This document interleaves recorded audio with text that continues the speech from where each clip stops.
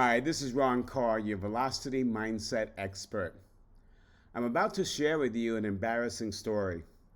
So pay attention because it's pretty funny, but at the same time, there's a great learning lesson for velocity. We have two Karens I'm going to talk about.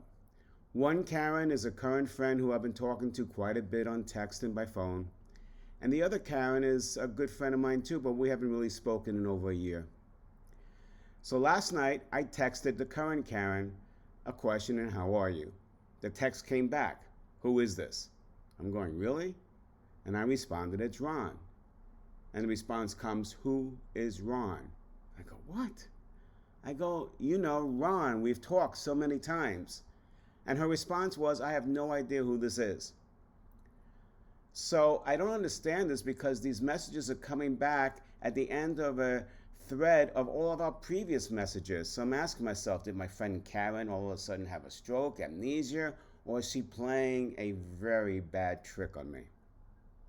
So then I clicked on the information for the contact and saw there's two phone numbers. And I didn't think I had two phone numbers for her. I just had a cell phone number. So I dialed the other number.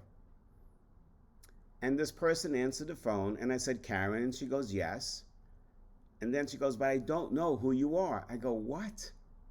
So I hang up totally befuddled, realizing that I've just freaked out somebody else.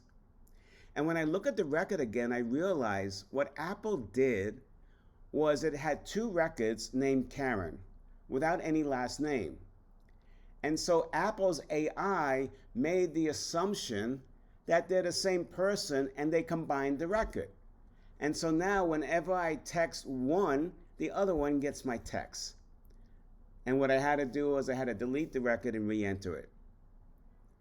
So imagine all the time that I was dealing with this situation last night, it could have been dealt with something else.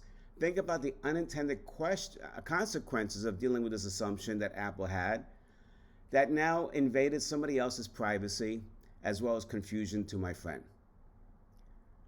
The lesson is this: assumptions can create tremendous resistance and rob you of velocity. And it's important that whenever we assume something, we make sure that it's close to the reality of the situation. Otherwise, you'll find yourself in a situation like I was last night, wasting time and having unintended consequences. That's today's Velocity Mindset message. Please be good to yourself and others, and I'll see you in a couple of days.